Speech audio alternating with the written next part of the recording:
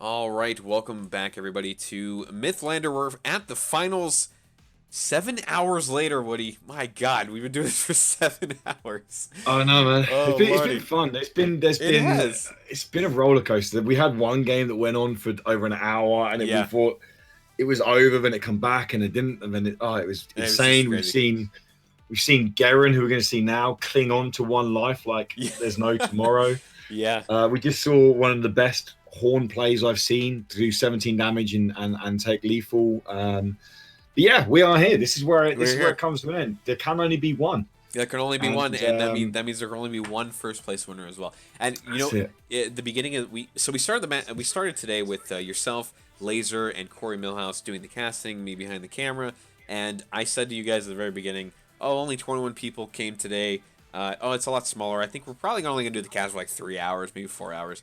7 hours later, I'm sitting here with you by myself. It's just you and me. We lost Laser and Corey, but they did an awesome job. They unfortunately had other commitments tonight, but Laser and Corey, just a special thank you to you guys for rocking the house. And Woody, kudos to you, sir, for staying here with me for the It's seventh been a hour. pleasure. It's been a So, pleasure. yeah, absolutely. So let's jump in right in. Gerren versus Cruel Tech in the absolute finals. And I just want to say, Gerren, a powerhouse. He's probably in the final. He's been in the finals, I think, for everything except for Gem Wars. He's been in the finals of every 93 tournament we've done, except for Gem Wars. I don't think he played in Gem Wars, if I remember correctly. And Cruel Tech No, also has made the top 8 in every single tournament as well. So it's really cool to finally see Cruel Tech make it all the way to the finals. So I'm really looking forward to seeing this one go. yeah, no, definitely. It's going to be very interesting. It's effectively control versus control. They're both playing their bread and butter. These guys I've kind of become associated with said decks, and those decks being that Krultek is playing his. I'm going to call it mini OTK yellow green. The reason I call it mini is there's only one copy of each one because we're playing Highlander or Singleton format.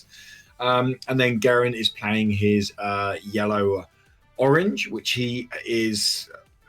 Dare I say it? I'm going to go out on a whim and say it that I think he's probably the best player in the world with this deck. I've not seen him lose with this deck when he's played it.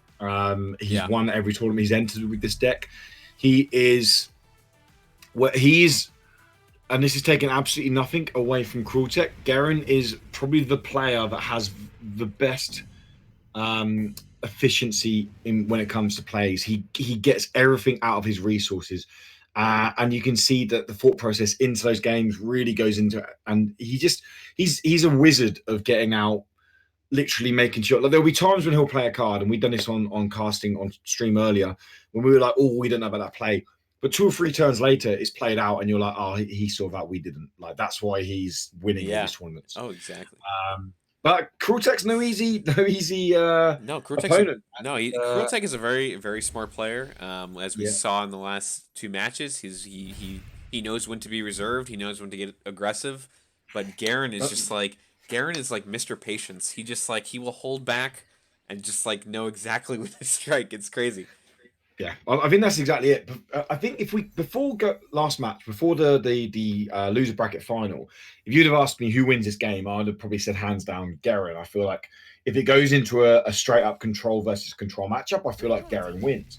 But then seeing how aggressive Krultek could adapt his deck to be in the previous match and playing against a deck that looked to play under him, and he underplayed that deck was really impressive with him. Yeah, you could say, oh, he got good on the card draw, but you have to put a lot of credit into Krultek's corner and say that he played the deck the best he could, and he really adapted his play style to come out the winner against Terrian.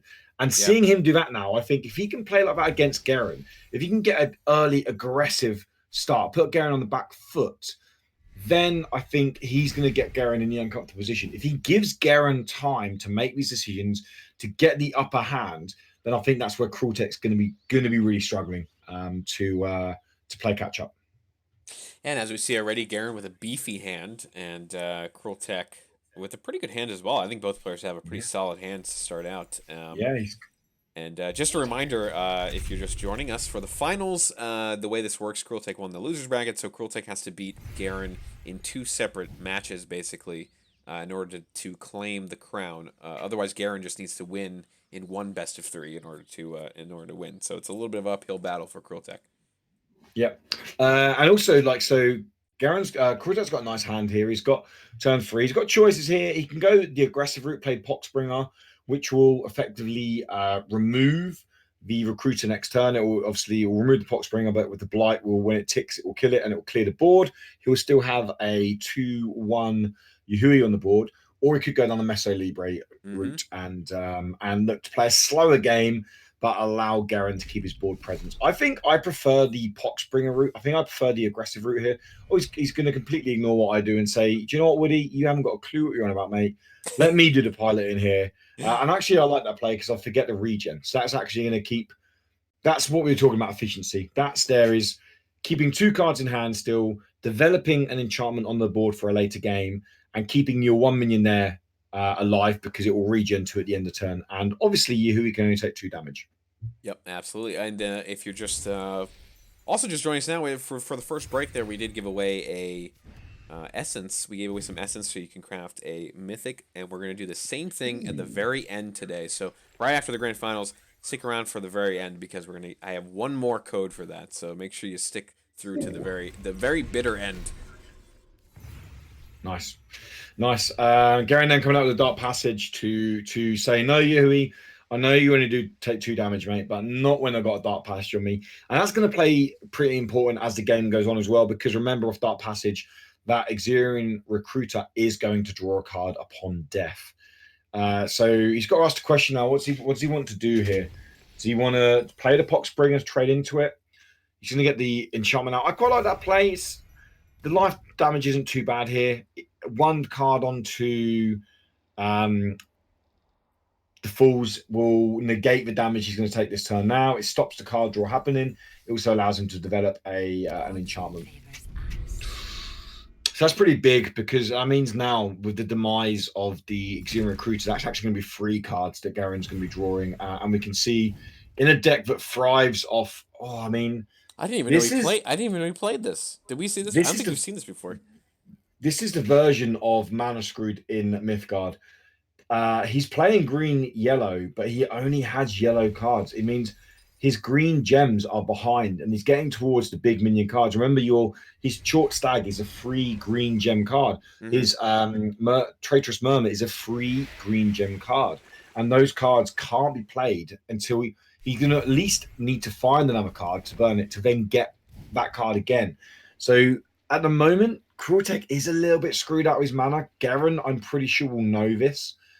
Gerren will be fully aware of this. And it's going to be interesting to see what Krultek draws into and how he can maybe adapt and play around this. Yeah, I don't like Krultek's situation here. Gerren's got a hell of a hand going on. Krultek, and he plays Heaven. Okay, well, here you go.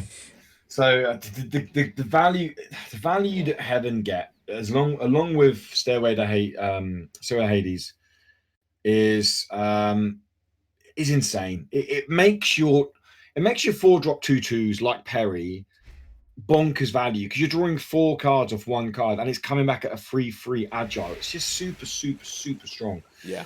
And again, he hasn't drawn any green cards, so when he gets to the point where he finds his Short Stag and he needs to play it, is he going to have to burn it? I mean, we're still 2 turns away from full where he's going to get to draw 2 cards. I like the fact he's playing wide. I like the fact that he's saying that I'm going to go out wide here. You can tick down for your 1/1. If you move your Perry off to Heaven and back, then it doesn't come back. He's got 2 turns until it dies with the blight, so he can play the twins out wide. But if you look at those hands, Gerren currently sat nicely with 5 cards in hand. Krultek sat down with 3, and again, I mean, he has Born Again, but he needs some more green cards to get those green mana developing. Born Again? Yeah. Wasn't once enough? Also, I'm not sure why he's not using this enchantment. How much does the enchantment cost to cast? Which one are we talking about? The Model of Duality, the one Krultek's got out already. Sorry, not the enchantment, the artifact. My bad. Oh, it's a 4. 4 for it's been a long day. No, I mean, sorry. Does it cost anything to cast it now? Is what I meant. Sorry. to play its Uh, ability? you You have just to. hover over it. What do you mean? You have to get. I can't because it's on the other side of the board. But Oh no, Cortex side, Cortex artifact. I'm sorry. Yes. There You you create go. your So whenever second minion in a turn. You draw a card. oh, I got yeah, sorry, I got confused with the other one that gives Soldier +1/1. Yeah, that's so yeah, okay. So second minion each turn. So I feel like the play here is to burn the Born Again. He needs to develop green gems. There's no denying that. And then Perry's dying next turn anyway, so Gerren's drawing more cards. He can either play the heavy, and it will trade into both twins because the armor, or he can play the Tangle Skin. I prefer the heavy play. I feel like that's better value. He's going to go with the Poxbringer, get the 2 life, trade in. I mean, he may.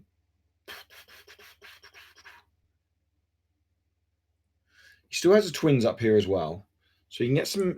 He's got 9 damage on Gerren right now. He's going to play the Born Again. Is he going to burn the heavy though? Obviously, he drew a card, didn't he? So maybe he's hoping to draw another green card off the top to develop. So he's developed his second green card, which is good. He's still a card away though. Where if he wants that short stag or if he wants that traitorous murmur, he still hasn't got it. Which is not good. It's going to be slightly behind for him. Although he has got a good board. There's no denying he's got a good board here. They both have a good board. He's going to trade into that. That's good. That's clever actually, because the other minion still gets to regen. The other twin still gets to regen because the opponent has it on the board. So they trade in now for Born Again. You'll take a Born Again trade against a minion all day long against the twin. He does have parry at the gates. Gerren can't play parry now because he has too many cards in hand. This is what I mean. So when you have this many cards in hand, like Gerren, your options are endless. He's got Armageddon Angel for big AoE. He's got his Volition to go out for something big and swing to face to get some real big damage out if he needs to. He's got his Tangle Skin as a big minion there. He's going with the Armageddon Angel now. That seems a little early, but I guess not because he knows Cruelty only has a very small hand, so maybe it's not that early. Yeah. I mean, the Traitorous Murmur, but he can't play it. He can't steal the Angel because he hasn't got the green gem. Yeah. And this is what we were saying earlier. He's not had the green gem. I mean, he'll take a free drop 4/4 trade into the Angel all day long. He is getting to draw cards off that. He's still probably looking for a green to burn, and it's just this card draw has not been kind to Cortex today. We saw him last game. He was finding the cards he really wanted. This game, he isn't getting those cards. He's got the Born Again back, which, if he doesn't draw a green card next turn, is probably likely going to be his green burn target. Born Again? I don't know why I don't know why I like saying it like that. I feel like Gerren likes being in this position. I feel like it's easy to go, oh, Cortex on 30 life. Gerren hasn't got board presence and that. But I feel like every time I watch Gerren, he almost thrives being in this position. Yeah. Having the cards, playing the slower game, letting the opponent just kind of burst through their hand. And exactly as Corey said earlier, I can't take any credit for saying this. It's that turning the corner. Gerren is a master of knowing when to turn the corner, when to go. I'm going to stop being defensive now, and I'm going to put the pressure on, and I'm going to win this game. And I feel like he likes being backed up against the wall a little bit. Or not that he's backed up against the wall a little bit now at all, but he likes having the pressure on him a little bit in terms of where he go. I think this is the definition of turn the corner now. Draw 2 cards. He's got an 8/1 on the board. He's got a 3/3 Agile on the board. He's got his 2 twins out. He's still got a completely full hand. He's got 2 lands. Gerren's hand is just disgusting. Yeah, this is going to be an extremely hard challenge for Crueltech. I mean, Gerren could get aggressive if you want to, but Gerren's just not an aggressive player. He's just not an aggressive player. The best thing about that collar block off top is probably the fact that it gives him a green gem. I mean, he may play it now. But Kroltek's got that beautiful traitorous murmur. He does. But I'm What not do you sure what he's going murmur? to use it on. I don't know what you're going to use it on. 6.5 maybe? I don't know. What are you going to use it on here? What do you use it on? The 6.5's not bad because it's from the from it's got agile as well from the heaven and back. I mean, I feel like burning the collar block here is probably the right play. The ball and again, keep cycling it. It gives you a chump blocker. These cards don't. I mean, they have overrun. The twins have overrun while the other minions are out.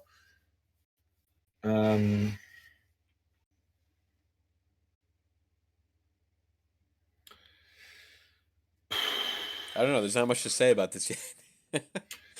It's a funny one, isn't it? It's a funny one. It's so he's burnt the. Okay, so he took the 6.5.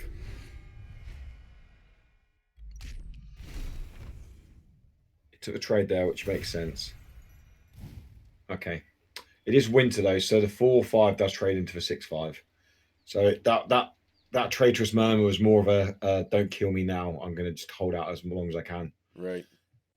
Because he's not going to get a play with it. He's going to trade. I assume now I trade the 4.5 into the 6.5 because the winter. Because of winter. And then satellite.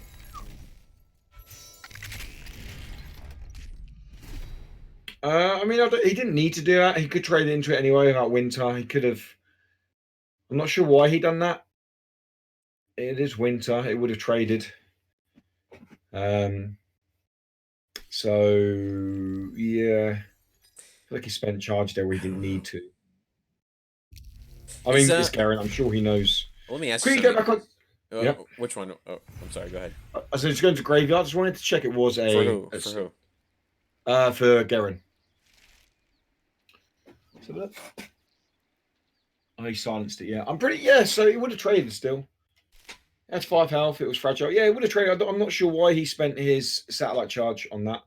But hey ho. So what did you say, buddy? If you have a blue highlighted name, does that mean that you have made it to champion rank at some point? Yes. Okay. Yeah. So every single 93 event we've had, it's been champion rank players in the finals. Coincidence? I think not. Just an interesting fact. I just was looking up. Surprise! No, that's your little reward of saying, hey, you done really well this season. GG. He's a blue/purple name. Yeah. Well, that just goes to show you, I guess, that those players really are, a cut above kind of thing, I mean, they really are, and they're playing more than just grinders, Yeah. Not only are they on champions, like you got to remember, playing like a whole season, like a league like champion, is you're only going to get so much better at the game because you're playing against people who are always challenging you. Mm-hmm. When you're playing in gold, for example, you're going to always come across decks that are at times a little bit memey, a little bit silly. It's a little bit more inconsistent. Mythic's a little bit more of a grind, but then when you've got your likes of champion, most people there are super competitive. So you're playing at an extremely high standard on a daily basis. So right. That's a lot more, isn't it? Why you're going to see these champion players at the high level tournaments. But I mean, we had like Tyrion and Semper who made it to top fours. Tyrion, who's finished third, isn't a championship player. So yeah, but Semper's a tournament grinder though. Even outside of Mythgard, with Gwent, he was a tournament grinder and all that. So that's a little different in that sense. Yeah, no, definitely. He does love his tournaments. Yeah, and it's a very different. Like playing tournaments, playing ladder is different, and preparing for tournaments is very different. And I feel like Semper is a very good tournament player. Not that he's not a bad. Yeah, but especially tournaments like this, though. How do you prepare for this when you can't really bring a Highlander deck into ranked? No. Like, how do you gotta find a buddy, right? You gotta find a buddy, or you just gotta make a deck and hope for the best. Yeah, no, definitely. And I hope I hope Semper's good finish today gives him the confidence to kick he needs on to go and in the next big tournament that the 983 Media are hosting, God knows what it is. but he brings that kind of form Yeah. into that because Hey, listen, fourth place is nothing to be ashamed about. oh, That's the furthest yeah, I think Semper's gotten in this in any of these events so far. So I say yeah, no, kudos to Semper definitely. for that. Definitely, and you got to think the likes of Crueltech have been playing for since like closed alpha, Oh yeah, he's been around for a long and time. Semper's been around since like open beta. Mm-hmm. So yeah, it's no kudos to him. But I mean, Crueltech, this game is it's one of those things where there's a lot of ebb and flow. Um, although that big board removal clear now, the fact that Crueltech has two deadly enchantments in hands, they're going to potentially come in handy. But a clay effigy is not going to cut the mustard Well, here at all. we're at over 10 minutes already on this match, which, by the way, the average of a match is 10 minutes, and they still have a lot of cards in hand. They have a lot of So cards and it's they just have a like lot of just the life. way these two play is like this is what I'm saying. Like this is Ooh. why it was going to be a great grand finals because they're so methodical. Yeah. Yep. Misanthropy is a nice card to draw there. Mm-hmm. He Yeah, that's definitely needed. yeah, he's got to be careful now where he plays these Goliath webs because Enchantment Eater in the middle of the board. Um he's gonna have to play him lane. So he plays him lane 2 or lane even like anywhere between lane 2 and lane 6. Enchantment Eater only needs to move over one lane to be able to swing through them and remove those enchantments. Right into the Nathan lane, as I call it. The Nathan lane. The Nathan lane. It's a reference. uh, um, Finding the Bella feels pretty good. Is he going to develop the Bella now for the spare free mana he's got? He doesn't need to burn a card right now, so I would keep the hand there. He's going to play Bella. Yeah, I'd imagine lane 7. And maybe stun the Enchantment Eater, keeping his Bleeding Fools. Oh, he's a stun twins and say goodbye to my Blenny Fools, which is giving him life.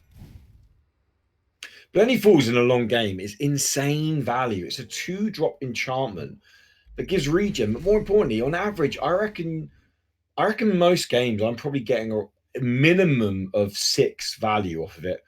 Sometimes up to 10, 12 value off a 2-drop card by the life gain back. It's a super strong card. yeah, it's pretty wild.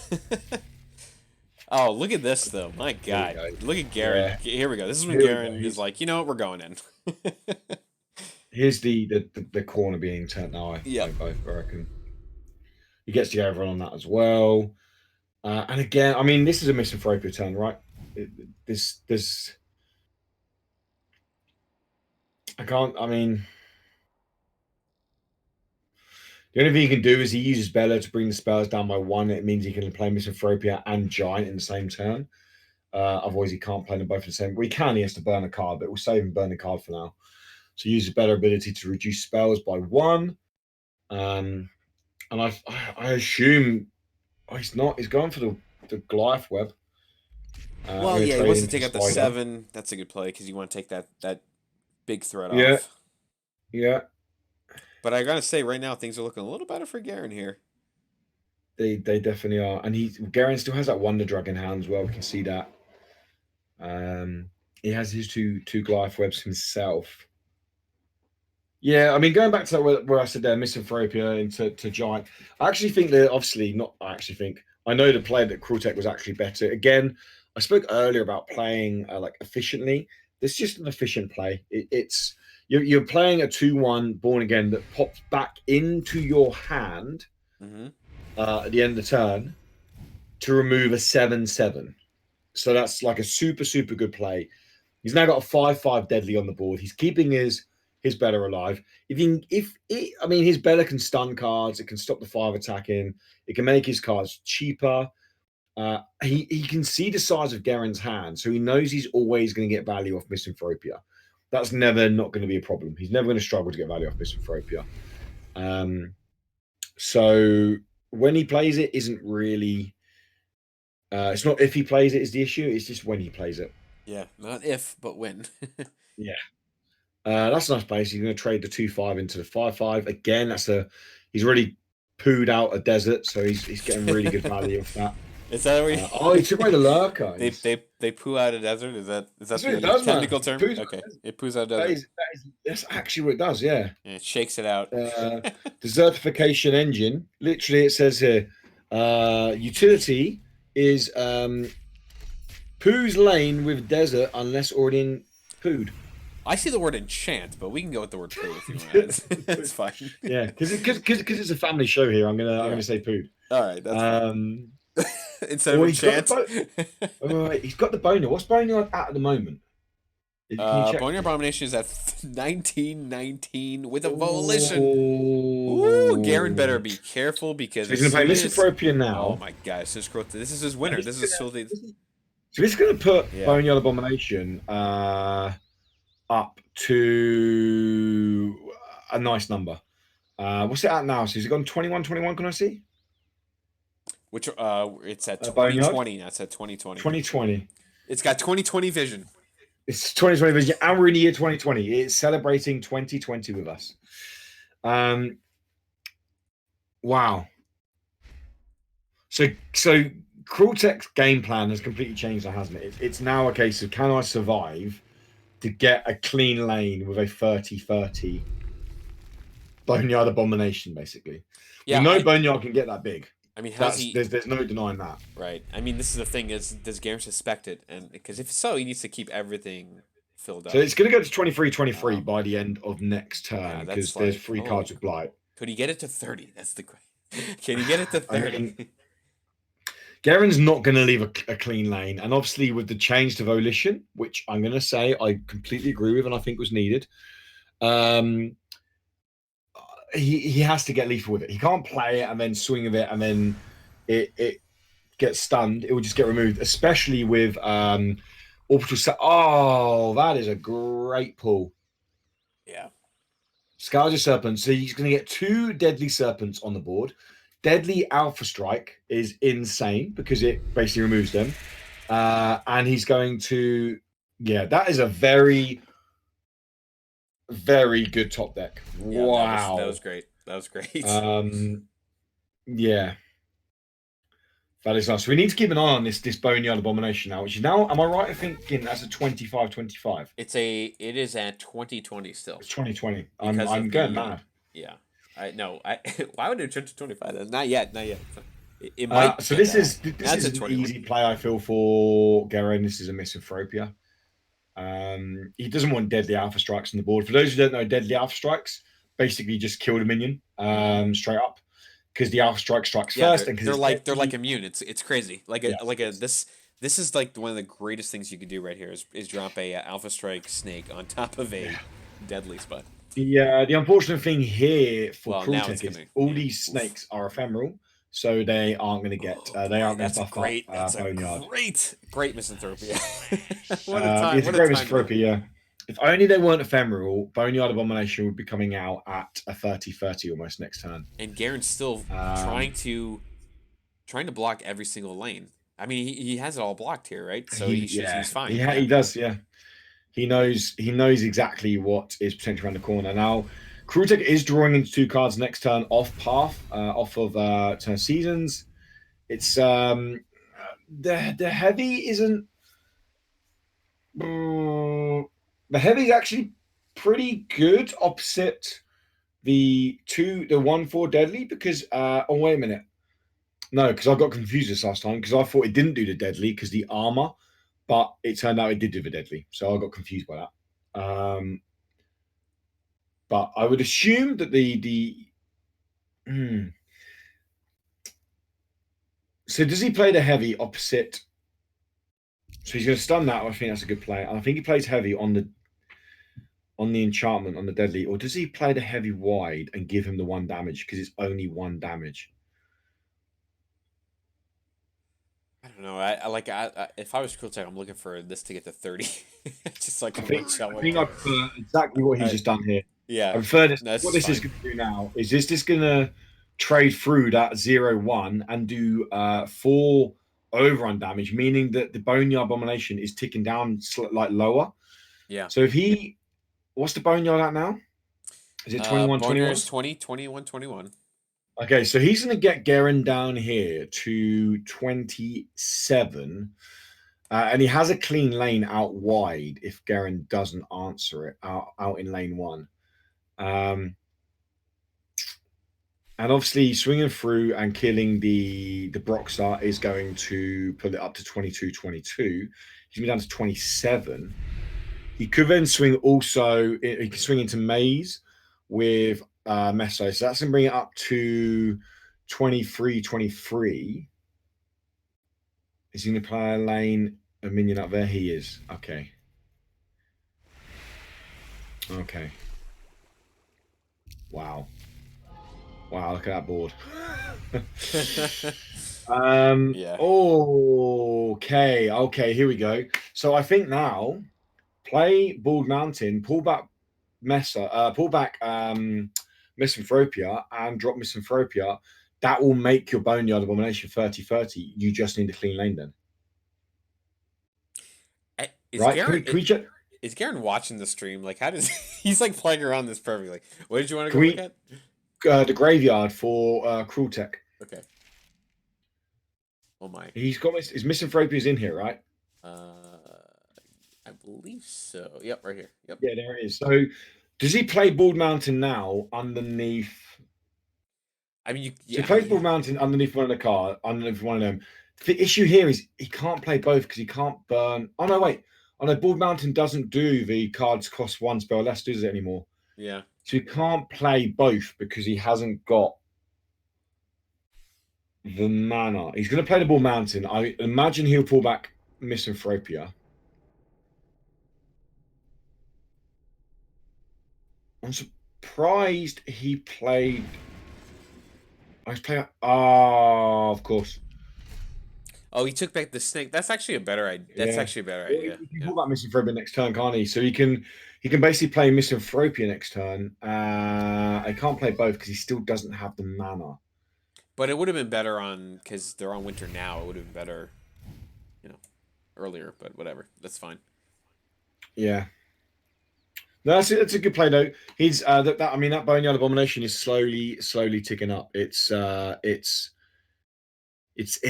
getting there. It's that Gerren's played his Volition already. We saw that earlier on the I think he played it on the Harvester earlier on to get the damage on there, get the little bit of aggro on there.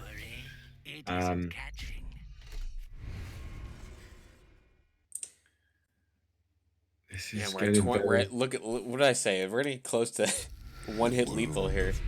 Yes. It's like Kroltech has like serious OTK, but I don't know. Kroltech's he's getting real low on life here. I don't know if he's gonna be able to do it. That's the problem with OTK. When you want to sit with that, the longer you sit with it, the you're looking for opportunities without concentrating on your own. So it's now 25-25. Yeah, I mean, Kroltech's down to 10 health. Like, this is a little scary now. I think you use Serpents here because you get. Yeah, I think he has plays. You have to. You're right. And the Serpent here. Sample's not going to do enough, so you got a Serpent here. And the Serpent here, that Serpent on Deadly actually counters all 3 of those cards over there. Now, not the 4/7. The 4/7 will take it out. Oh no, sorry, on the other Deadly. Yeah. Wait, no, would it take out? How much armor has it got? Actually, I don't know. 4/7. Actually, maybe not. It's armor 1. Okay, so it will actually kill the 4/7. So never mind. It won't because it has blight. So by the time it can attack, it will be on 1/1, and the armor it won't go through the armor. That's true. It won't do anything. So, that's right. I forgot about the blight. I forgot that this guy is blight. You know why? Because you never see anyone play this. I rarely see this card, but it's such a cool card. I've tried this card a couple times. It's really fun to play. So I do think I wonder now if, and I'm not trying to say I told you. I wonder now if Kroltech regrets taking back Scourge Serpents over Misanthropia. I think if he pulled back Misanthropia and played Misanthropia, then he wipes the board. Then, and he has a 1 damage coming from Howard of Pestilence, and his Boneyard Abomination. I think he wanted to. He wanted to wait for more, right? He wanted to wait for more on the board here to get more value out of that Serpent. Yeah, I don't know. Like, I might be wrong, and people in chat are probably shouting at me saying, no, you're wrong. But I feel like pulling back the Misanthropia, then knowing how many cards Gerren had in hand. How many cards has Gerren got left in his deck? It is looking extremely low. Krultek has 15. Gerren has 7. Oh my gosh, we 7. didn't even pay attention to that until now. Gerren has 7 cards left, so Krultek's very And close to and fatiguing Scourge's Serpents Gerren is here. potentially gonna shut out some But cards for look, a little Gerren while. has transport, so Gerren can get really aggressive here, and I really think he needs to start getting a little aggressive because he's got Yeah. his opponent to 10 health. There's no threat on Krultek's side except for Serpent, and even then, I'm pretty sure that Gerren can get the job done. He just needs to get a little I know he's aggressive. gonna eat. I know he's gonna eat these cards here. Yep. Yeah, he's. I think this is it for Krultek. I can't see Krultek Yeah. coming I, back I from still this. think And look, I just question that pulling back Scourge. I'm sure there was a reason he fought in it. I just think he should have oh my pulled back goodness. Boneyard Abomination. Yeah. Pulled back Misanthropia, and this board would almost be gone now, and Yeah, he'd be building that's it it. again. I mean Krultek and Serpent here for I mean, blockage, but I don't see this happening. no. I think Um, he's trying actually, you know what? He might be actually trying to knowing that Gerren was I down to mean, 7, he might have been trying to Scourge. fatigue him. You have to play Scourge Skirt Serpents here. It's the only play here. It blocks every single lane. There's no Yeah, yeah. overrun. It blocks the cards out. Maybe he ends up fatiguing out. Like you get super lucky. Play Scourge of Serpents, and you got 2 deadlies out there. Um, yeah, I mean, you can even play Scourge of Serpents. Oh, you can't do that, actually. That's my no. I was gonna say you can play Scourge of Serpents and then play Volition on the one on deadly, but you can't because the maze is in play. It would have to attack the maze. It couldn't attack Harrow of Pestilence. It's the only play he can play here. It blocks all lanes. Yeah, that's the only play you could do. That's your only saving grace. I mean, Krultek's got nothing left though. I have lost. Ooh, I lost you there. I'm sorry, Woody. Yeah, My that's Discord right. keeps crashing. Hold on a minute. No worries. But the Scourge Serpents was the right play there. Yeah. So you can turn around and say, oh, I mean, I'm sitting here saying he should have played got Misanthropia back and vice versa. But no matter which way you look at it, Misanthropia would have cleared the board down. You didn't miss Scourge anything would from the slow crash. board Don't down. worry. You didn't miss anything. He's under 5 cards in his deck, and what we're going on to next, we're going on to so he's just had full, so he's just drew the 2 cards. So he takes damage there. He's about 7 turns away, but then you could Krultek's health. Krultek's health is, I mean, he is running Wonder Drug. If he can find Wonder Drug, then that could be a little bit crazy. That's a YOLO. Nasty. That's a YOLO top deck right here. I mean, he's at 14 Ah, cards, and he hasn't used it. He has burned it though, but he hasn't used it. no, That's a YOLO top deck. yeah. I mean, if you look at what Krultek has left him, he's got Alter. That doesn't really help too much. I mean, He's got Revelation that can help him find it. can he find Um, lethal here? he's got is Short lethal? and Yeah, there you Eju. go. He is lethal here anyway. That's lethal. Yeah, this is it. And he swings through there. All right, There you go. Gerren takes game 1. That was a crazy game though. That was a crazy That was game. a very crazy game. It was. Yeah. It got to the point where Gerren had the curve out he needed, and it's exactly the same we saw again with Krultek against Semper. When Krultek got the curve out he needed and Semper didn't get the curve out, the winning by 32 points health to none doesn't give the game justice. It makes it feel like a trampling, but it wasn't. It was an insanely close game. It's the same when Krultek played Semper. Just not having those few cards on curve or to play at the right time can really slow down a deck like this that plays into that mid to late game. Absolutely. But obviously Gerren, the king of efficiency, is back again, showing us how he never went below 4 cards in hand, how he always had cards in hand, how he was always, I don't want to say dictating the play, because again that sounds like I'm being patronizing to Krultek, but no, but it's kind of like he was dictating most of that second half of that match. So there was never a moment there where I think Gerren was worried, shall we say? No. I just want to give a quick shout out to, because he's falling asleep, so I want to give a quick shout out to Bringer for doing an awesome job today. And he's in a, I like to thank because he's in a thankless position, but basically he was running, adminning everything today behind the scenes with me. So special shout out to Bringer of Winter for all the hard work he does alongside me here. So just want to say what a champion that man he is. He is a champion. He's a champion. He's an absolute champion. He really is. He really, really is. A shame he supports Ajax, but we're forgiven. I get a message in 10 minutes time on the delay saying, "Oi." So into it then, 1-0 to Gerren. Gerren looking for the 2-0 win to take his second 982 media trophy, title, whatever you want to call it. And Krultek still searching for his first. But make no mistake about it, if there was an official ranking out there, these guys would be in the top, probably the top six absolutely. rankings in the world. They are very consistent. Gerren's been in almost every final. He has been in every final he's played in. Yep. Krultek's been in the top three, pretty much every. Oh, sorry, top eight of every tournament he's played Krultek's in. been in the top 8. Gerren's been in Um, the top. He's been in the top of the finals for everything except for Gem Wars because he isn't playing Gem Wars. So Gerren's a freaking powerhouse when it comes to these 98-3 tournaments. But yeah, yeah, Krultek's got a hell of an up. Like honestly, it would have been easier for Krultek if he won the first game. Now he's got more of a tough uphill battle because not only does he have to win this one, he needs to win the next one, and then he needs to win 2 more after that. So Krultek he needs a win streak here if he wants to get this done. So if I was Gerren, I'd be playing very conservatively right now because knowing how Krultek has an uphill battle, I think. Well, actually, yeah. Gerren's playing pretty aggressive right now. Well, But that's what I was gonna say. If we go back to what I said at the beginning, that like the way Krultek like not adapted his deck, but the way he played his deck against Semper to make it very aggressive to play it under Semper. Gerren's completely shutting that down and stopping it. Maybe he learned, like, obviously last game Krultek started pretty aggressive as well. yeah, Maybe Gerren's saying, well, no, you're not going to start aggressive, mate. Like, I'm gonna establish a board right now. right. Like what? Also, these players are tired. They've been playing for 7 hours today. I can imagine they want to just get this over, so they want to aggressively get there. But yeah, this is gonna be good, man. The first game was great. I think we're gonna be in a long one again. So Yeah, buckle in for it. Buckle yep, in for it. buckle in. Um, 4/4 Spider is quite nice there. It gives the 2 regen. It's obviously also going to trade into the Broxar. The pooping desert dude doesn't kill it either. It does kill it. Doesn't kill it yet because the Broxar and the pooping desert dude trading into it will kill it. The Which pooping is desert. I like that. That's a new name pooping, for it. I think that's good. pooping That's a desert fitting. dude. Yeah, the pooping desert dude. Desertification engine. Any of Yeah. you people out there who are going, actually, Woody, it has a real name. I'm going to go pooping desert dude. Is Listen, the after name. 7 hours, we're called whatever the hell we want. Okay. Yeah. Um.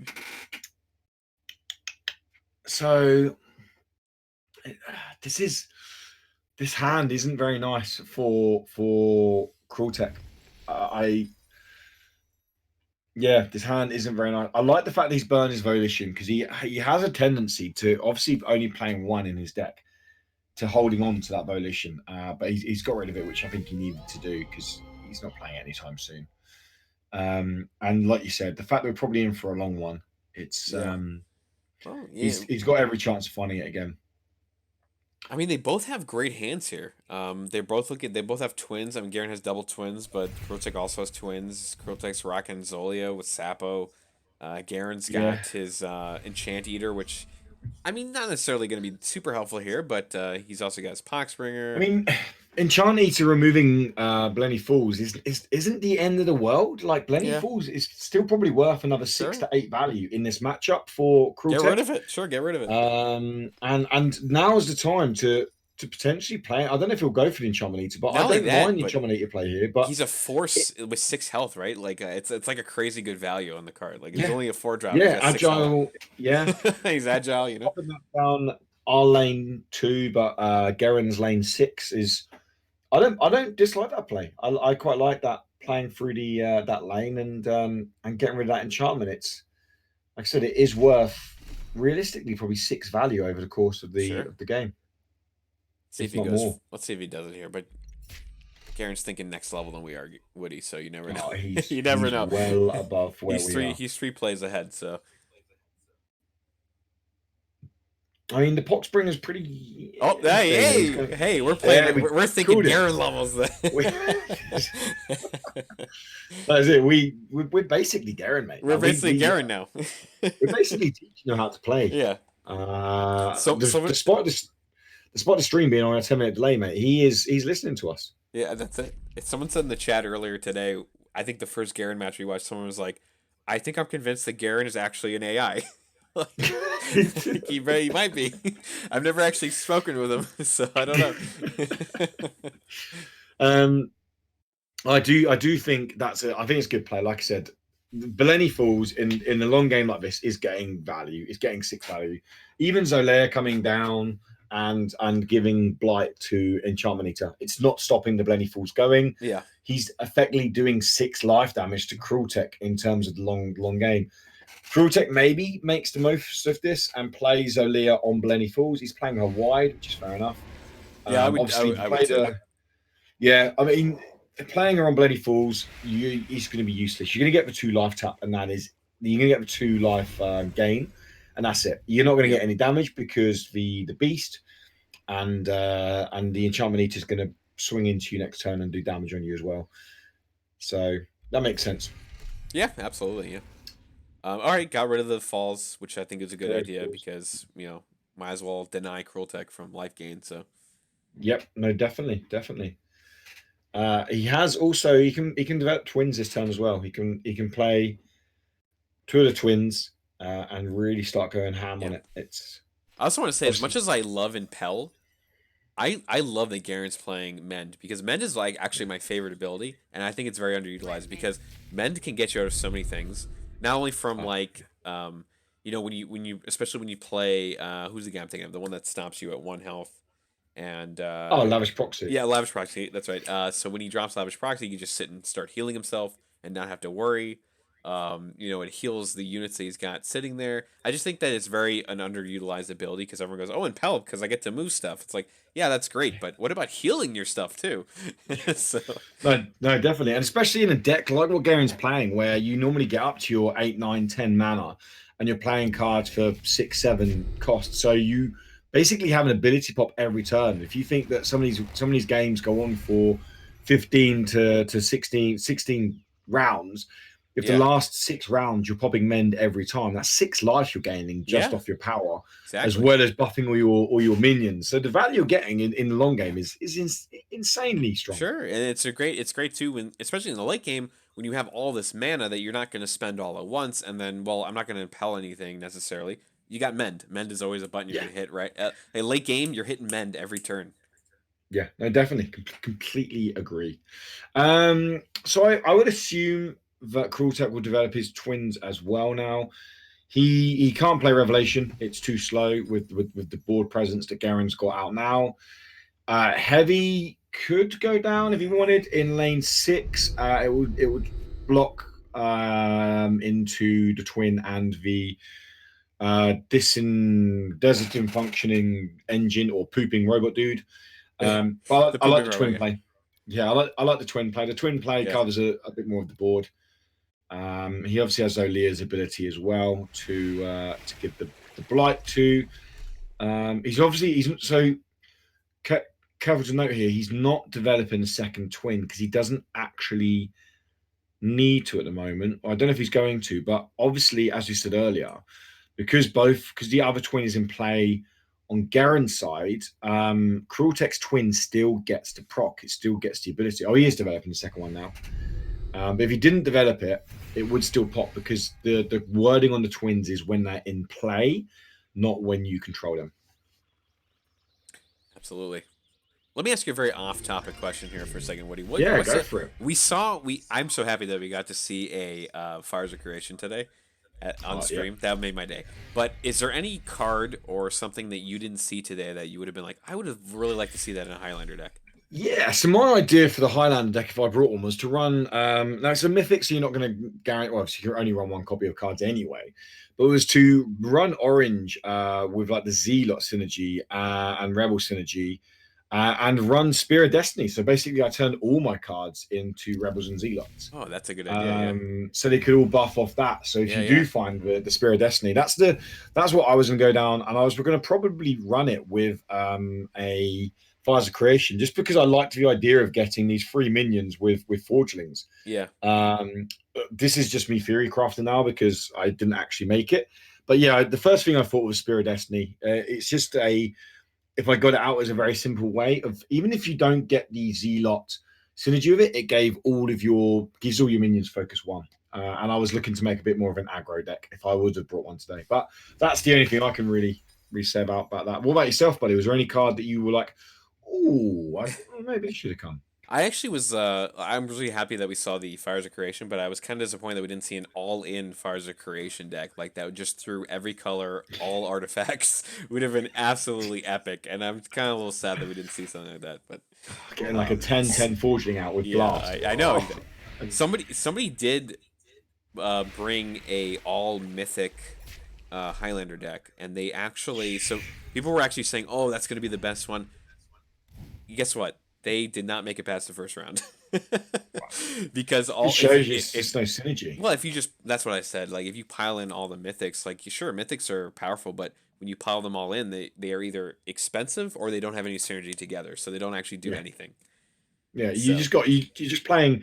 You might as well go and play. What's the Mr. Snuggles? Just go play Mr. yeah, Mr. Snuggles then, 'cause Snuggles. Yeah, it's just a card with no text, because when you haven't got synergy, that's all your card's doing. It's just a card with no text. So yeah. But I mean, Cortex is in a nice position now. He's got his short stag as well. I'm trying to see. I can't see any spot removal in Gerren's hand. So obviously he's gonna. I mean, He's gonna he's got here. Poxbringer. I mean, you can kind of count that spot removal, I guess. He's got Poxbringer. Yeah. He's gonna get some webs here, which is good. Yeah. So no, definitely. I mean, where do you drop these? Do you replace a desert with one of your webs? I guess so, right? I mean, where else? Yeah, I mean, the joy of the webs is if you get something like you can play a web down and a Poxbringer, and the rush with the Poxbringer basically means you can trade him a deadly, can't you? And you can spot removal with a 1/1 Poxbringer rather than giving blight. It's straight up removal. I would assume Cortec will probably hold back on the short stag until the Sapo's in the drop area or at a graveyard or a boneyard. So you can use the short stag to pull the Sapo back in hand. Can we have a quick look at Cortec's boneyard and see what's sat in there? So yeah, twins are a perfectly legitimate take there, but I think he develops short stag now and puts Sapo back in hand would be my guess. Playing nice and wide on this as well. Obviously, this only takes 3 damage, and it has overrun, which is pretty scary with an 8/8. Yeah, that's a scary card, but Gerren's got plenty of blockage for that 8/8 there. It's just this is what we were saying earlier. Just the efficiency. Just notice what and it's just looking at the small, almost mannerisms of Gerren's play, where the little things that allows him to manage his resources. You never see him go below normally 3 or 4 cards. He's always got resources. Yes, I was going to say that. Look at the last 2 games compared to Gerren's hand and Cortex's hand every time. Yeah, it's very, very, it's very efficient to see. Yeah. And you only have to play any card game for a while to realize how important card draw is, how important having cards in your hand is. And Gerren is just a master at keeping cards in hand. And he's not even playing a lot of cards that draw either. He's just keeping stuff in his hand. That's the crazy thing. He's not really forcing a lot of card draw. It's crazy. So again, he's down to 4, and he'll go back up to 5 next turn. Yeah, this took a turn. This took a turn. It's not good. Krultek's got a. Oh boy, did Krultek already play Misanthrope? Did he already? That is not a draw. No, he didn't. Okay. No, he's not playing Misanthrope yet. He needs it though. He needs it. Numbers coming down here, gets rid of the agile, which makes the most sense there. Short stag's going to swing through potentially for he'll get the 5 overrun on that, but it will trade into the short stag because it is deadly. That spider is deadly on that enchantment.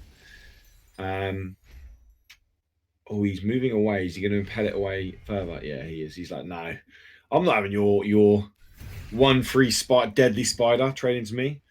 But he does have another glass web in hand. He can drop another glass web. He can either drop it on the desert opposite Sapo, or he can play it opposite the twin. It's it's going to be an interesting choice where he decides to play that.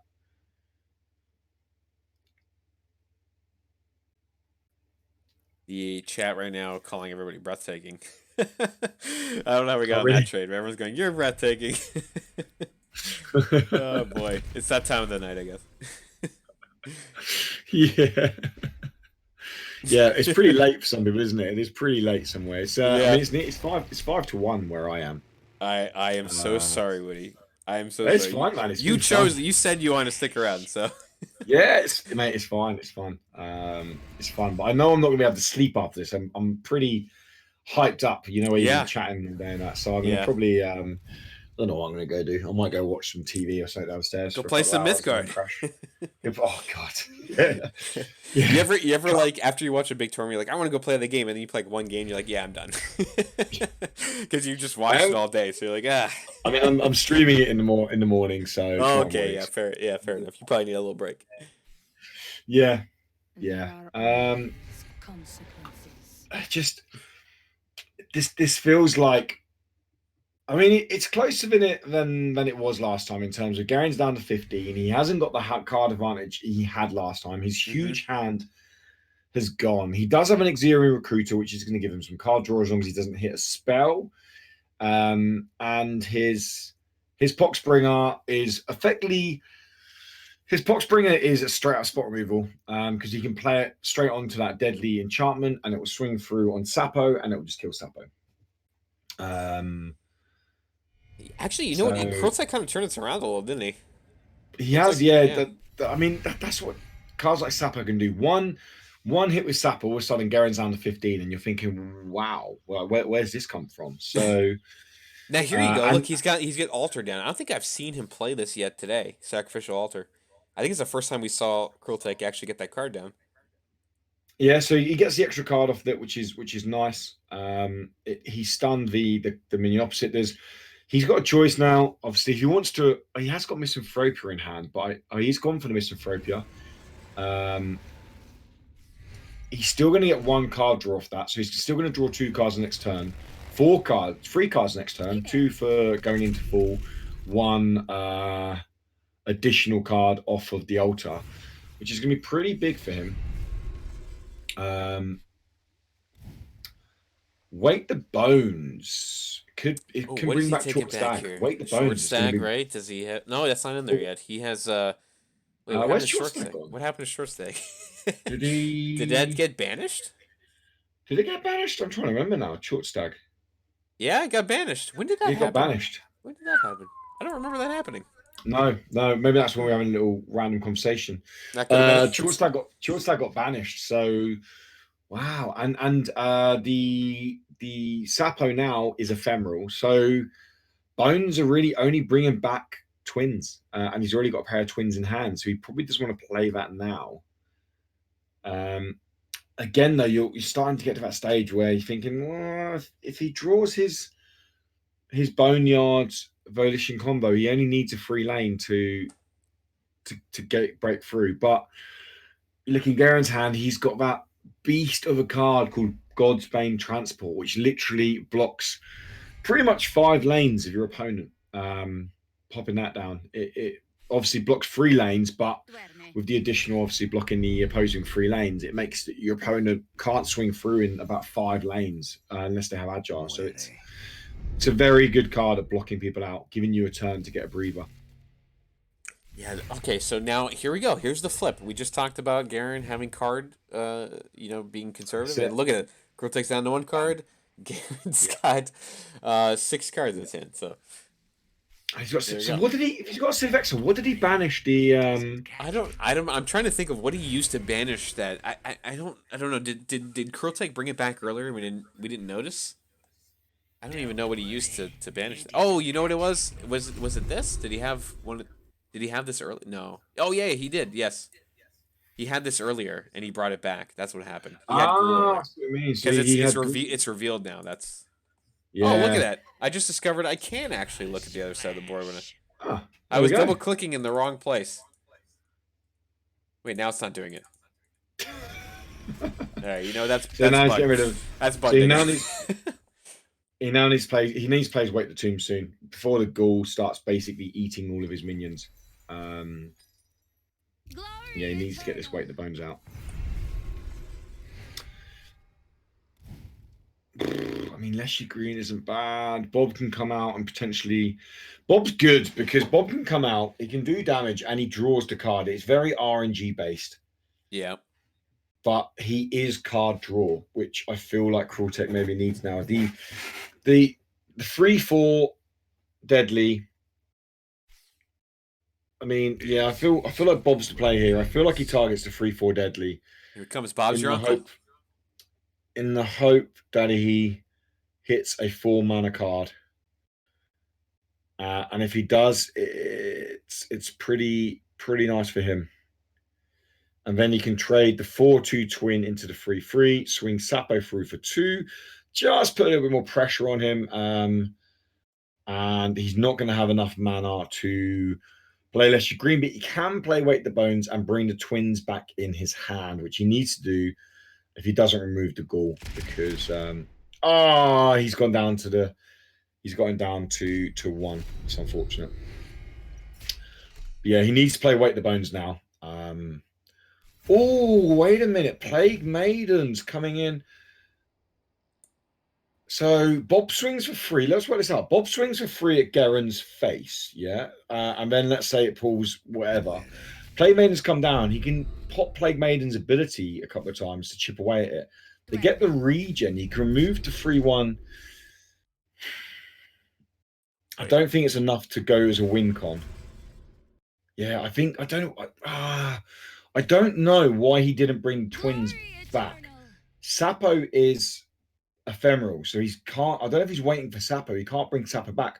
Go over to graveyard again. I feel like his graveyard is dead now. So Wake the Bones is a dead card. Oh, he's got Zolia, which is always an option. I feel like twins are a better card though than Zolia now. Zolia is too slow. If you look at the board presence that Gerren's starting to develop, Zolia is too slow. Oh, that's not a bad card at all. Alarma Ring. And Crueltech's not drawing what he needs here. So he plays Alarma Ring. It comes out for 7. He can do 3 damage. No, it's not enough to remove. If it was fragile, if it was winter. Oh, it is winter. Wow. Okay. I think here, so the play here, isn't it, is to play Alarma Ring, to play Plague Maidens, to then pop Plague Maidens' abilities 3 times, which will basically kill all of Gerren's side of the board because he's in winter. Oh no, have I miscalculated that? No, I think you got that right. Because the Alarma Ring would give the +1/+1 to Plague Maidens, which would allow it to pop it 3 times, and then it would get the regen to boost it back. And playing it for 2 or 3, and you could still play Bob's ability as well. He's going to go for this now. Here we go, and Bob's your uncle. Okay, so and he pops it again.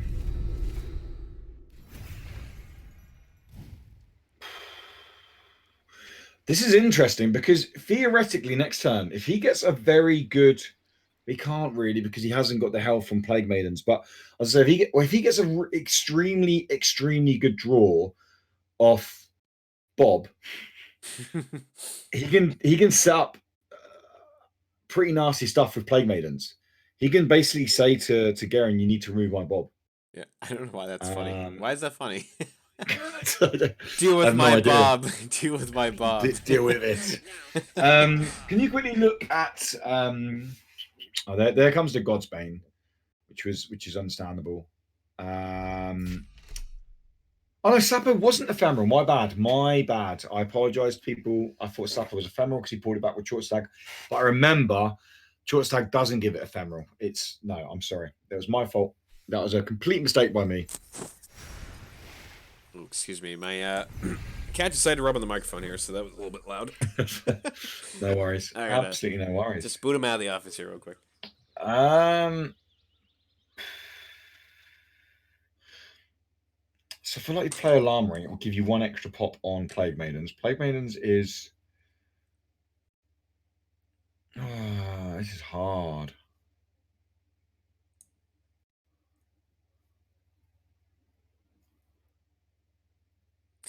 I mean, can you look at a deck tracker? Has he? Yeah. Who do you want to look at? Are we looking at Crueltech? That's very nice. Yeah, so I was want to see, has he played Tangleskin? The 7 mana, the 7-drop yellow. Nope. He burned it. Okay, he burned it earlier. How many cards left in his deck? Krultek has 21 cards left. Gerren has 24. I'm thinking about the probability of him finding that off Bob. Like, he's got Gerren down to 5. He can pop Plague Maiden. I can't put. So basically, next turn he has lethal on. Oh, he doesn't. Plague Maiden is gonna die now because it's going to be traded into with the Godsbane and the Soldier. He can't. They can't trade into both. So Bob stays live. The issue here is this is effectively potentially an RNG win. If Bob finds a 5-mana card at Gerren's face, he wins. Which is a kind of a little bit nuts. Yeah. This board is crazy. They're like 9 and 5 health, and they're like, we're like still trying to figure out how to get this done. But Krultek has lethal sitting here, and Gerren needs to block that 8/7. Yeah, he needs to block the 8/7. He really needs to block that. Okay. Okay. Yeah, I'm again Angel. I couldn't see it because the upside down. It was blocked by the. I didn't see it either. I didn't even see that he has that either. Wow, that's we were talking about the swing. Yeah, there it is. Oh no, we'll say that no because wait the bones, pull back Sapo, play Sapo opposite Armageddon Angel.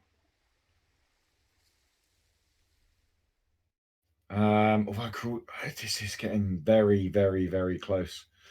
Or does he go complete balls here and bold? Does he wait the bones to call back Bob, to play Bob, to swing, to shoot at Gerren and hope he finds Tangleskin? Does he do that and say, look, if I don't find him, you win? I mean, why not, right? I mean, what do you have to lose? YOLO it, man. Just like, could you imagine the scenes? That was insane. That's absolutely insane. I mean, the Sapo here is the most sensible play. Pulling the Sapo back with the Wake the Bones to drop it opposite. He's gone. He's gone sensible. He don't listen to Woody. He's going to get that to so that's going to 11-11, which is starting to be a little bit nasty. Now, one thing I don't get with Krultek, and I'm sure there's reasons why, but he doesn't run overkill in Highlander deck. I know he doesn't run it his normal, but in a Highlander deck, I feel like an overkill, the ability to give overrun and draw a card, it's really good for the spell package. It would basically mean he could turn his Sapo now into a 11-11 overrun, which is pretty much lethal. I think now he probably plays Herald of Pestilence opposite Sapo. Okay, he's looking for what he's got first. He wants to find something. How many cards are left in the decks? Let's see. Gerren has 21 cards, and Krultek has 19. Okay.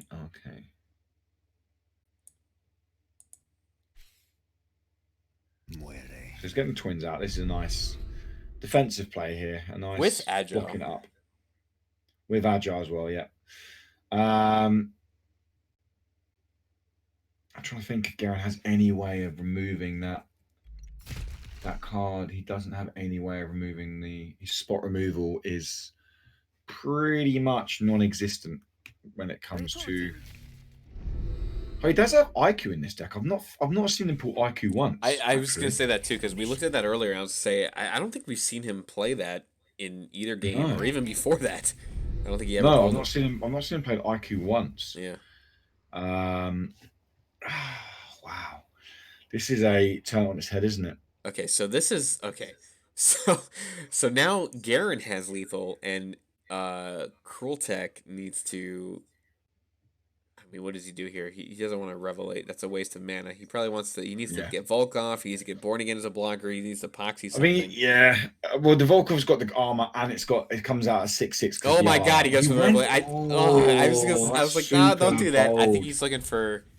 Okay, Wonder Drug's good. Oh, Wonder Drug is unbelievable right now. Wonder Drug is unbelievable right now. Did Gerren use his Wonder Drug? Well. Gerren used his Wonder Drug, didn't he? I think he. I know he used it last game. I'm trying to remember. Nope.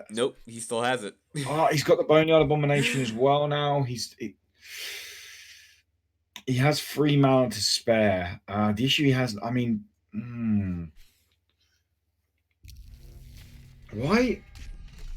He's going for the car. He's going for the boost. Okay. Yeah, he wants the card draw, so he's going for something. Has he played Mythlander? Who? Has Krultek played the Mythlander? I'm very much losing track of this now. No, he still has one. He still has one. So, I mean, that's a pretty nice play right now. Although, wait a minute, he's got 15. He has 2, 3, 5 there. Volition makes it. Temptation. Nah, it can't move over. No. Gerren has 2, 4, 12, 13 damage on the board. I know, nutsy. I hate to just to Woody, but I'll be right back. No worries. Yeah, so Krultek has Gerren has 13 damage on the board. He's probably not going to waste the Volition now. He'll save the Volition for lethal if he can find lethal. However, Krultek does have a nice tasty amount of cards in his hand. Wow, this is getting clutch now, isn't it? This is right at the end. This is a Gerren, we said earlier, doesn't ever really go down cards, but although oh my god, and he pulls the Mythlander off the top, that is an unbelievable pull for him. That is insanely strong for him. So he's going to move this over, which allows him to, he's going to murmur, and he's got the lethal there with the murmur there. I didn't even see that. I was too focused on the Mythlander. Well, that was what an incredible game, guys. That was insane. I can't move on screens. The wonderful Mark isn't here at the moment, so he is setting up all the production stuff. I'm just here just to chat to you guys. But it's been a late night. It's currently 1:10 in the morning where I am. But I hope you guys have had a wonderful tournament. We're going into this is it now. Well, we say that. If Krultek wins game now. Yes, what? Krultek. He impaled the Sapo across. He murmured the pestilence, and he swung through for lethal. But I should explain to people: if Krultek wins this next game, guys, buckle in because we have another series, best of 3 between these two. God help us! We're 8 hours in. We're getting there. My guys. god, we are getting there. We thank all of you for sticking with us. It's wonderful having you here. Honestly, I hope you guys are having as much fun as I am. Even 8 hours in, I'm still enjoying. It's still a great time. Still not hopefully, they're not too bored of my voice. 8 hours of Woody's voice. Jesus Christ! 8 hours of Woody. What are we gonna do? I know 8 hours of Wood is never good. Sounds good, but it's not. All right, so game 3, here we go. Krultek and Gerren. So yeah, like you said, Krultek wins, we go to another series. If Gerren wins, that's it. So I think Gerren's gonna get super conservative here. I got a feeling that Gerren's gonna really want to get conservative because he knows the stakes. And I kind of feel like they're both gonna maybe even get that way. So we might be in for quite the match here. All right, here we go. And it's late for these players as well because they're not in America, by the way. So. Actually, I'm not sure about Gerren. I know Krultek's not in America, so these are Russian, long. I believe. I don't remember. Let me see them. I don't remember actually. Let me go look. It's on the. It says AT. What's AT? Sorry. Oh my gosh, Woody, I'm sorry. My Discord keeps crashing. Every time I switch screens, it crashes. Discord's just probably like 8 hours. Give me a break, man. Come on. I know, right? We've been on a call for 8 hours. It has to be. My GPU is just freaking out. Yeah. I'm going to go through to my wife and she's going to be like, oh, I forgot what you look like. Because I said to her, yeah, are we done at like 9, 10? We watch your film if you want. I really so much earlier. And I really thought. I know. I'm sorry. I really thought it was going to be like a 3 to 4 hour stream. It's fine. It's cool. It was literally double that. It's cool. It's all good. We're 1-1 now. We might have another series going. All I ask is we do have another series going. I need to go get a drink. I could not. I had to run to the restroom. I could not handle it. It was just. If we're gonna go through all those match, I gotta go to the bathroom. It's all good. They're exciting games. They're really exciting games. And yeah, it's a pleasure watching someone. Oh, there you go. This is IQ. I've not even seen him burn the card this tournament, let alone play it. So there's evidence that IQ is in Krultek's deck. But it's a pleasure. Like someone who like come from myself who loves Mythgard. Like seeing such a high level play is it's just a pleasure to watch. Seeing how the like elite players make decisions and break down plays. Like I could easily go, oh, I suppose you could almost say that this is my first time casting, but you almost feel like you get called out. You say I would do this, they go do something different. I don't really see that as bad thing. I love watching what they do, and it's definitely teaching me a lot as well. And I'm sure people watching are probably learning a lot with it as well. These are, as you said earlier, two of the best players in the game right now, going head to head. This is Ivan Drago, Rocky Balboa. Yeah, this right? is we're going into the final rounds. This is the pinnacle of Mythla. This is the pinnacle of Highlander right here. This literally is McLeod versus what's his face, right here. Yes, this is it. There can only be one. So that's it. Yeah, Conor McLeod. Yes. What a hero. What a hero. That is going to be huge for Gerren. Getting a llama ring out on curve is going to be massive. It's going to mean that all of these, when these twins come out, when this Solomon's Gale comes out, when Perry comes out, they're all so much harder to trade into. Remember, if he temptations anything as well. So if Krultek plays a twin, which is the perfect temptation target because one of them is ephemeral, so it doesn't go back. That twin's going to buff by one as well. It's going to make this mid game now for Krultek a lot harder to play against and remove that Llama ring because it just is such a good sustaining card. Yeah, it really is. Well, a lot of orange going on in Gerren's hand right now, but I don't know. You guys talked about this card earlier, Solomon's Gale. Like it just seems like a card that wasn't getting a lot of value today. I mean, Solomon's Gale is a funny card. It's a little bit like we said this. It's a little bit like Hydra in green. It's a little bit like Kara in blue in terms of on paper you read it and you go, "Wow, this card's going to be super strong." You play it, it's a little bit underwhelming at times. But what you have to remember with those cards is they're targets. They need an answer. If you drop Solomon Gale now on curve, remember it comes out 1/1 buff because the Alarma ring. So he drops it now in lane 1. Then Krultek, he's dictating where Krultek has to play his next card, what Krultek has to do next. Krultek cannot let a Solomon Gale breach and end up building up to what would be a 7/7 right Alpha Strike with Overrun because of the Alarma ring. He can't let that happen. It's not a great card, but what it does is it dictates that answer from Krultek. And I think that's where there's a few that sit in the mid-tier pool where like the Solomon's Gale, like your Kara, like your Hydra. I'm trying to think of others from other cards. I've like stuff even like your Enyo in red as well. So he's played it in lane 1, which is exactly where I would have played it. It's now, like I said, saying to Krultek, well, on turn 5, I know you can't play twins to block this. What have you got to block this? Because this is running over the top. Every time it breaches, it increases its attack power by 2, and on first breach, it gains Alpha Strike. So this card can just build and build and build and build and build and gets nasty. So how is he going to answer this? He's going to play heavy mid. He's going to give him the free lane. I'm assuming that's because he has the Misanthropia in hand. He's got Misanthropia. He's got double twins. The altar. Yeah, I don't know about the altar. The twins. Like I said, this is Alpha. This is going to get Alpha Strike, and it's going to be Overrun.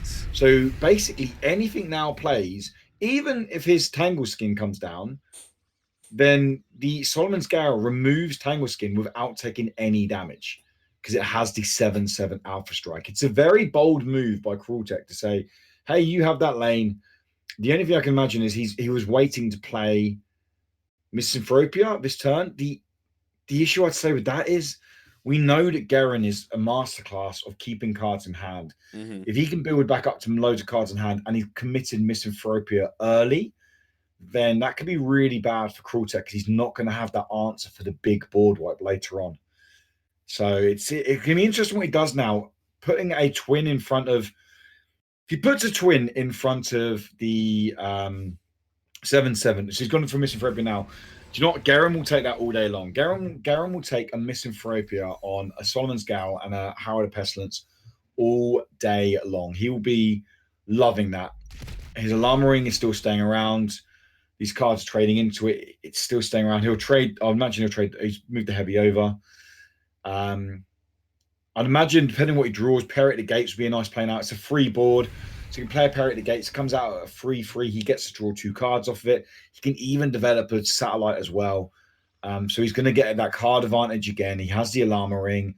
He still has the 4 damage coming through with Solomon's Gal. He's in a really nice position right now, Gerren. That Alarm Ring is just doing his value, just really putting down and saying, I'm going to sustain the mid. Oh, he's got the temptation back as well for the twins. temptation for the twins, huh? So he can basically put next turn, I would imagine he'll throw Heaven and Back underneath Solomon's Gale, and it basically makes that player, he just throws the card back. It adds to what Gerren likes to do, keep cards in hand. It's just reanimating his cards. It's cycling them around. It's this is going to be a tough one for Krultek. He's not out of it by any means. He still has a good hand, but that Heaven and Back under Solomon's Gale next turn, plus the 6 Alpha Strike overrun is going to keep ticking through. If he plays twins, he could potentially Temptation the spare twin. That is going to allow him to do even more damage. There's options here for Gerren, definitely. Yeah, for sure. I mean, Gerren, or just as you just said, Krultek's hand's not bad. He's got a nice, juicy. It looks like a 9. I want to say 9/9. I wish I could click on it. Sometimes this works, sometimes it doesn't. He's got a nice, juicy Abomination going on over there. He's got double twins. So Krultek's not out of it by any means, but Gerren is also pretty comfortable with his Heaven and his Scion. So he has played wide of it. So Gerren's going to obviously tick down here to a 1-3 with the Solomon's Gale. The issue here is if Gerren decides to develop a Heaven and Back, if Gerren decides to go over there and say, hey, I'm gonna put a Heaven and Back underneath my Solomon's Gale, get it back as a 2-drop with Agile, which is kind of crazy. He burned it. Sorry? He burned the Boneyard. Yeah, I'm not. It's far too early for that. There's not enough in the graveyard. I'm not surprised he's burned it. It's a card that he would keep on to, and I feel like he'd lose value on it on the long term, keep it in the long run, keeping it in hand. If he pulls it again in 2 or 3 turns time, then bonus. Mm-hmm. So the issue we have here is, so if Gerren goes down the route of going, oh, I'm going to develop a Heaven and Back underneath Solomon's Gale, knowing that I'll get it back in hand, giving me sustainability, he's giving up 9 damage, which is losing his Alarm Ring. He doesn't have any. He only has a Gerren Recruiter to throw over there. Obviously, they have Overrun and they have the regen because both the twins are out. He could straight up. So he's playing Gerren Recruiter. Draw a card. That's not a bad card actually. He's got he's got an enchantment out, so it buffs by 1/1 for each enchantment, I believe.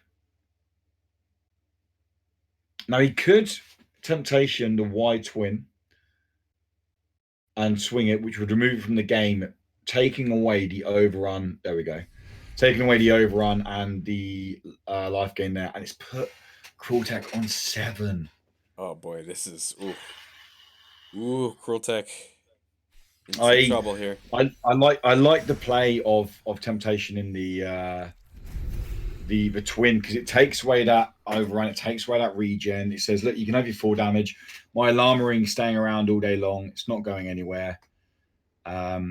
He knows obviously Krultek isn't playing orange, so that's not a play he can return with. And now 7 mana, he needs to block.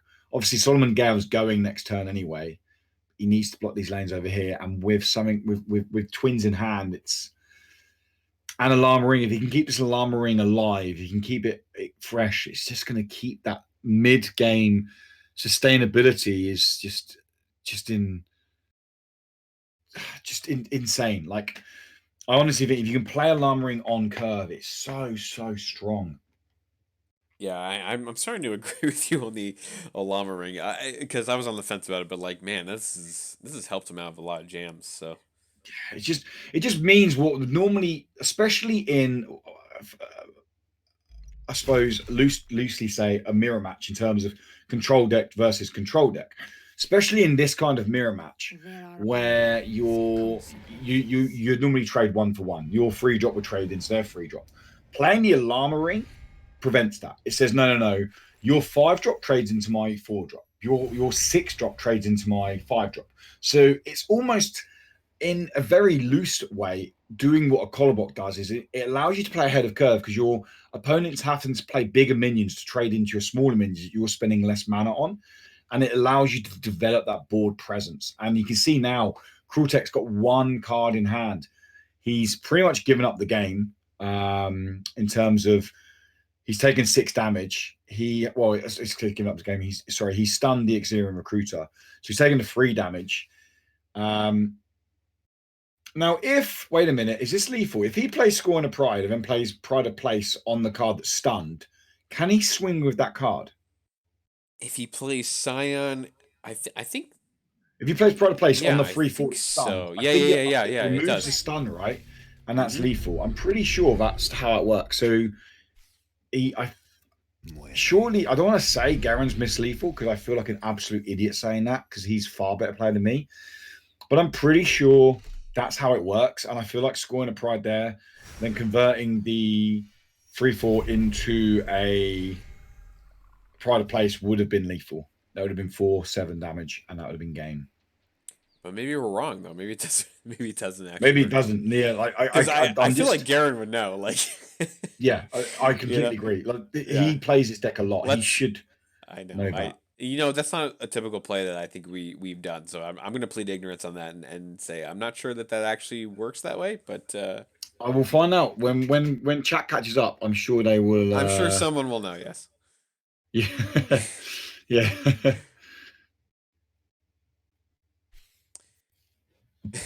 Plague Maiden. This is gonna kill himself, isn't it? Is that what he wants to do? Is Krultek committing? Is he committing Sudoku right now? Is he just like, that's it? I just give up. He goes down to 3 health. Oh, that's so risky. It's very risky, isn't it? But he is getting that Alarm Ring, more importantly, down to 2. He just needs something to break through. He's got the card draw, which is really big for him. They don't have a way of getting through at the moment. He does pull a short and a. Oh, I think he's committing. No, I mean that's good. No, oh my gosh, Lavish Proxy is great here because just in case. Massive. Well, the short stag actually, he's got rid of the Alarm Ring, which is big. The short stag can deal with the Lavish Proxy because it only takes 3 damage and it has obviously it doesn't have overrun because Lavish Proxy comes out at 9. But yeah, it's playing Lavish Proxy over there. So this game is not done yet. And Gerren being bold and saying, you know what, take your 5 damage, mate. Have your 5 damage. That is so bold. Also, he has the Heaven and Back on potentially on proxy, so he gets a second play on proxy. This is super, super close.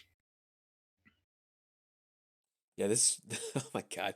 I wonder if Gerren did miss lethal there. Now I'm really curious if this. Yeah, I want to know if that's how it works. I'm keeping an eye out on the delay stream because I want to see what chat say. Because I know there'll be people in chat who will know exactly how that.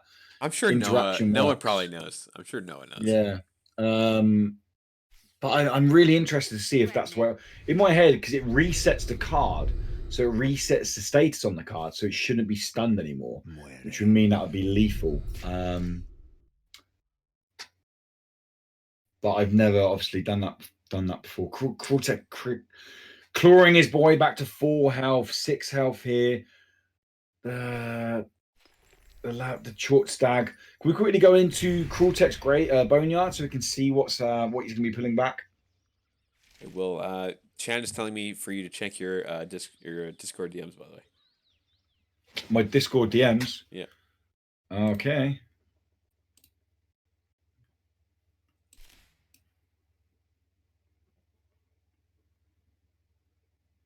Oh, lovely Noah is saying if it goes to another grand final, he's happy to step in and let me sleep. That's nice.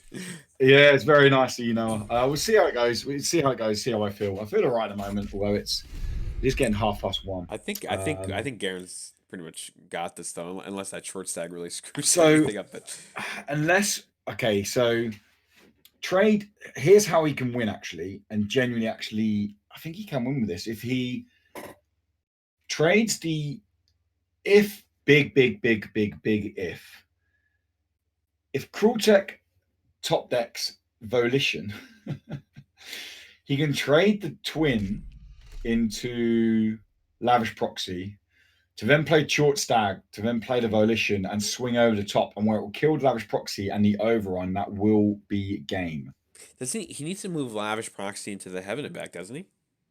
Or not? I would have thought so. I would have. I mean, he can't now because he's attacked. Maybe he wants to heal here. Oh no. Okay, I don't know. He's just blocking all the lanes. That's what it is. I mean, that's fine too. I mean, short this way, short doesn't Oh, have. he's got a mama! He's got a mama! He's got a mama! Yeah, shit. Oh, So he no. can impel across. He can murmur Lavish Oh, Proxy. Oh, that's massive. That is massive. That's pretty massive. Wow. But Gerren can It's sign not of lethal. pride. It's Gerren can not sign. lethal. Gerren can sign of pride the proxy that he steals, He can. and he can He's double already did. Scion on the Heaven. He's a way of dealing with Yeah, this. Wait. But is it both twins are in play? Does he get the? He doesn't get the other one. No. No. I don't know if it was just no, because it has to be the other twin, not the same twin. He didn't use the impel on twin, which I don't know why he wouldn't use the impel to get down to 2 health. Why didn't he use the impel on the twin to move it over? To then swing on Blenny Falls to do the 4 damage to get him down to 2 I health. don't know. Maybe he got excited. I Because didn't think about it. then it means if he gets short stag out, he only needs to get 2 damage on the short stag No, there we go. Now he to does it. win. Okay. Oh, Gerren pulls Wonder Drug. That's so good right now. That's so good right now. Wow. That's like perfect. Yeah. Yep. That on is the huge. proxy. You got to do that. Oh wait, that was huge. because he had the. Oh, he had the agile. He had the agile. We completely missed. That was all a meme. God. Gerren had agile the whole time. Oh wow! But he had to get rid of. Gerren had to get rid of the. He had to get rid of the proxy. So he had. So we completely missed that. All right, it's been almost 9 hours. Okay. Wow. Oh, Wow. Gerren. That's it. Yeah. That's it. Whew. That is it, people. That is wow, it. Wow.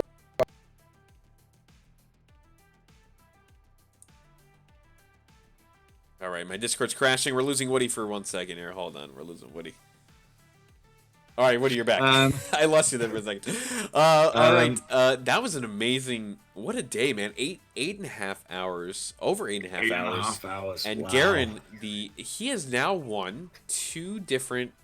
He has won 2 different 93 tournaments. He has been in the top. He's been in the finals of 3 of them. And Krultech taking 2nd and Taro taking 3rd place. What a freaking day, man. Yeah. What a day. What a day. What a day. It's been a pleasure though. I've genuinely really enjoyed it. It's been my first ever. I jumped in with you for Gem Wars for like 20 minutes casting, and I really enjoyed it. And I've really actually enjoyed today. I have, despite the 8 hours or 8.5 hours, I've genuinely really enjoyed just casting some Mythgard. It's my first ever casting. I don't know what you're going to call it, position, duty. But yeah, I've enjoyed it, and I hope you guys haven't been too bored of my voice. And just a big thanks to you, Marky Boy, for having me. And obviously, I know you said it earlier, but to bring up, because the man behind the scenes doing a lot of work. People probably don't realize how much work, but Bringer has been doing a lot and gives up a lot of his time to help out. So yeah, absolutely. Thank you so much to Bringer for everything he did today, helping run the show behind the scenes, getting our matches set up and all that. Special thanks to you, of course, Woody, for being here for the entire time. Laser and Corey unfortunately had double duty today, so they had to dip out, but they did an awesome job for the first half today, so kudos to them as well. Laser being on all the broadcasts we've had, so Laser's been our powerhouse. And also thanks to Noah, one of our mods in the chat, and also from Noah and Mantid from MYTHGARD Hub. Thank you to MYTHGARD Hub for also supporting all of this. You can find all the decks from today on MYTHGARD Hub. You type in ! Decks in chat, you can find it there. You can also see the entire bracket, ! Bracket in the chat, and check out the entire bracket and everything that went down today. For the entire awesome day. So I guess the next one, we're in February, right? We got to have a February event. So definitely. That'll hopefully be announced soon. Also, thanks to Rankstar for also supporting and helping us do a lot of stuff behind the scenes as well. So it takes a village, Woody. It takes a village to make an event successful. It does indeed. It does indeed. And thank you to all you guys for tuning in and watching and supporting and being awesome. And thank you to Rhino for supporting as well. Just to quickly say, people are saying that Scorian does give lethal in that play. Does it? Oh, so Gerren did miss lethal. Gerren missed lethal in that play. Yeah. I think that he also didn't know that then. He must have not. You know what? That's such a weird play that I don't think that comes up very often where you have to sign a stunned opponent for lethal, so that I'll give him a pass on that we didn't we didn't see that, but yeah, all right, so that's it, man. I got one more essence pack to give away, so if you're watching right now, stick around right till the end here. As soon as Woody and I sign off, I'll be giving away that one more essence. It's enough essence to craft yourself any mythic you want in the game, so join for the last giveaway, ! Winning in the chat to try to get that. Yeah, cool. All right, any parting words, Woody, before we call it? No. Again, just a big thanks to everybody. Just a really, really good thanks to everybody. And it's been a pleasure. And I look forward to seeing all of you again some other time. Absolutely. All right, man. Thank you so much again for being here, and we will see you next time. You can catch Woody tomorrow on his stream at What's Up Woody on Twitch, right? So indeed, yeah. Check that out. All right. I will see you guys. It's been an absolute pleasure from Marctius and everyone else, a part of the production crew for 93 and for this event. We thank you, and we'll see you on the next one.